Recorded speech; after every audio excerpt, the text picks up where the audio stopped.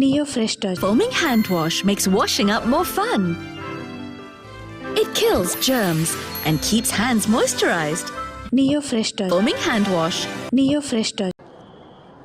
Deploy చేసిన ప్రతి police అధికారి బాధ్యత తీసుకోవాలి. దీనికి ఇప్పుడే చెప్తా ఉన్నాను పోలీసుకి కూడా, ప్రెస్ మీట్ ఉంది, ఇలాంటి సందర్భంలో వస్తున్నామంటే కూడా క్రౌడ్ మేనేజ్మెంట్ పోలీసులకి అలవాటు కాలేదు. ఇప్పుడే చూస్తున్నాం కళ్ళ ముందు. అంటే కంట్రోల్ చేసి డిప్యూటీ సీఎంగా ఉండి నేను మాట్లాడి బాధ్యత తీసుకుంటే తప్ప ఈ ప్రెస్ మీట్ జరిగే పరిస్థితిలో లేదు. పోలీస్ శాఖ అధికారులు బాధ్యత తీసుకోవాలి. ఇంత క్రౌడ్ గరుడ సేవకి 4 లక్షల మంది పైచిలుకు వచ్చినప్పుడు ఎప్పుడు జరగని దుర్ఘటన 2500 మంది జరిగితే వచ్చింటే ఎందుకు జరిగింది? దీనికి చాలా లోతుగా దీని మీద ఎంక్వైరీ పడాలి. ఈఓ గారు శ్యామలరావు గారు కానీ, అడిషనల్ ఈఓ శ్రీ వెంకయ్య చౌదరి గారు కానీ మీరు ప్రప్రథమంగా మీరు బాధ్యత తీసుకోవాలి మీ ఇద్దరు. ఎందుకంటే ఇది బ్లేమ్ గేమ్ కాదు.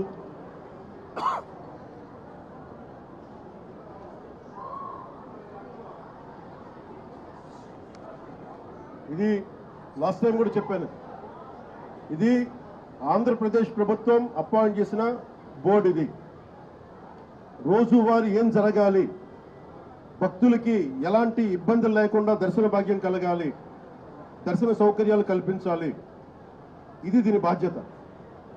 ఈ బాధ్యతలో వెంకయ్య చౌదరి గారు కానీ, శ్యామలరావు గారు కానీ మీరు విఫలమయ్యారు. ఈరోజు మేము వచ్చి గౌరవ ముఖ్యమంత్రి గారు కానీ, కేబినెట్ మంత్రులు కానీ, నేను కానీ మేమందరం వచ్చి ఈ రోజున మీరు సరిగ్గా చేయనందువల్ల మేము తిట్లు తింటున్నాం. ఈ రోజున పోయిన ప్రాణాలను తీసుకురాలేం, జరిగిన గాయాలని మాన్పలేం. ఆ ట్రామా శారీరక గాయాలు మాన్తాయేమో కానీ మానసికంగా జరిగింది నాకు తెలుసు. మీరే చూసారు ఇప్పుడే.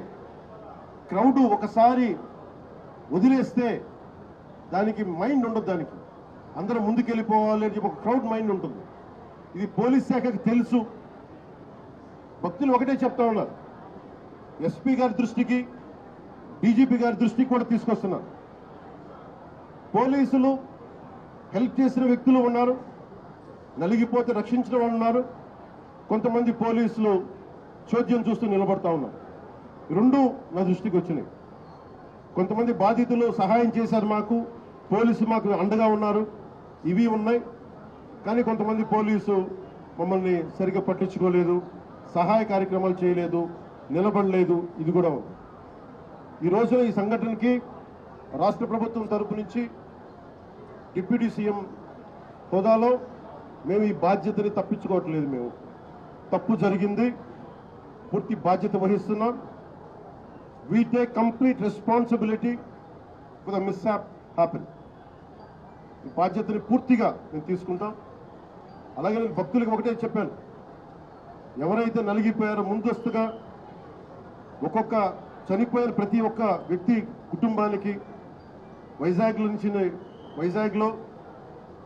ఉత్తరాంధ్రకు సంబంధించి, అలాగే మన తమిళనాడు, కర్ణాటక నుంచి ప్రాణాలు కోల్పోయిన వాళ్ళు ఉన్నారు.